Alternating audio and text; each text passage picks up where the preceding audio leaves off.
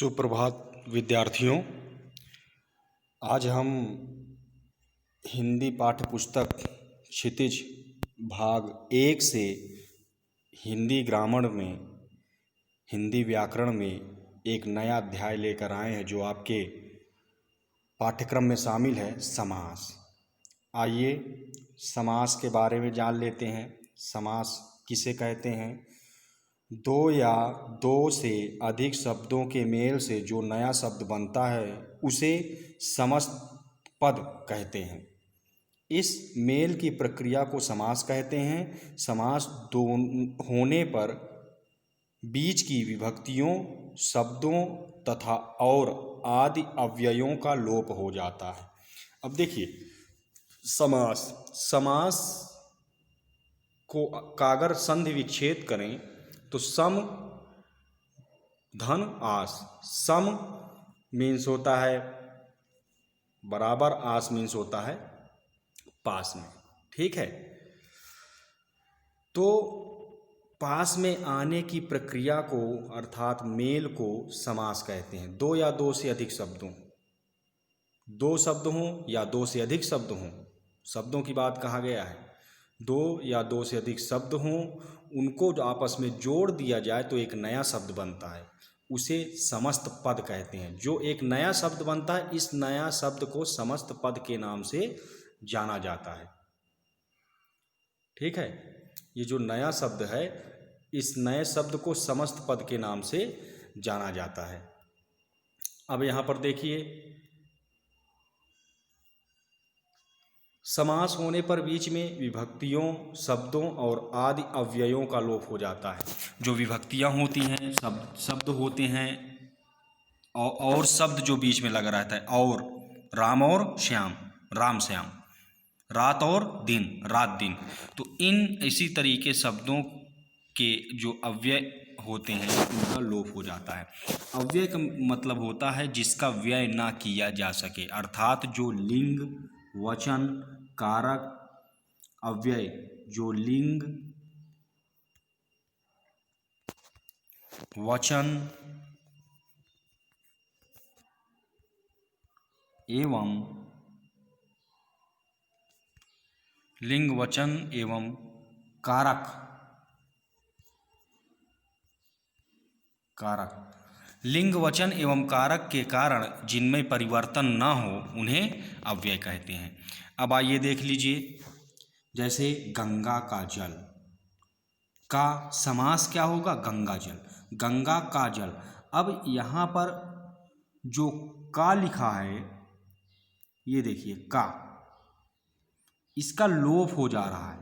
ठीक है, इसको लुप्त कर दिया जा रहा है, तो गंगा जल हो गया बराबर गंगा जल, बराबर गंगा जल। देख लीजिए यहाँ पे ये, ठीक है, गंगा जल।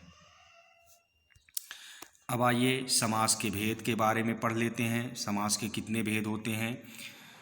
देखिए, मूल रूप से समास के 4 भेद होते हैं। ठीक है, मूल रूप से मूलतः हिंदी में समास के कितने भेद हैं? 4। पहला अव्ययी भाव समास, दूसरा तत्पुरुष समास, तीसरा द्वंद्व समास, चौथा बहुब्रीहि समास। अब तत्पुरुष समास के ही अंतर्गत, उन्हीं के अंदर, ठीक है, ये देखिए यहाँ पर तत्पुरुष समास है। तत्पुरुष समास के अंदर आते हैं द्विगु, एवं कर्मधारय समास,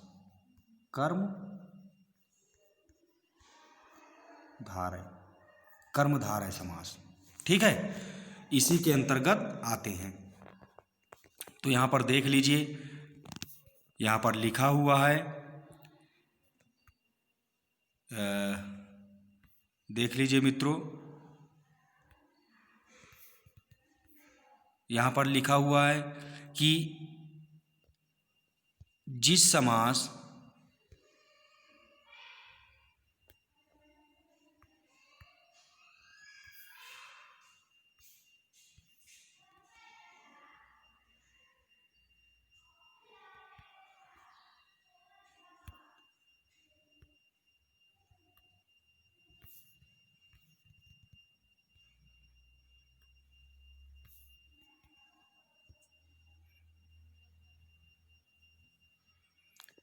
जिस समास का पहला पद प्रधान हो और वह अव्यय हो उसे अव्ययी भाव समास कहते हैं। जैसे यथा मति, मति के अनुसार, आमरण, मृत्यु कर। ठीक है, इसमें यथा और आ अव्यय हैं। तत्पुरुष समास, जिस समास का उत्तर पद प्रधान हो, पूर्व पद गौण हो, उसे तत्पुरुष समास कहते हैं। जैसे तुलसी कृत, तुलसी द्वारा किया गया, रचित किया गया। जिस समास के दोनों पद प्रधान होते हैं तथा विग्रह करने पर अथवा या एवं लगता है वह द्वंद्व समास कहलाता है। बहुब्रीहि समास आइए देख लेते हैं। जिस समास में दोनों पद अप्रधान हो और समस्त पद के अर्थ के अतिरिक्त कोई सांकेतिक अर्थ प्रदान हो, वहाँ पर बहुब्रीहि समास होता है। मुझे उम्मीद है आप लोगों को ज़रूर समझ में आया होगा। अगला जब हम पढ़ेंगे तो अगले वीडियो लेक्चर में बात करेंगे समास के बारे में और उसके अंदर जाकर समास के बारे में डीपली अध्ययन करेंगे। तब तक के लिए धन्यवाद।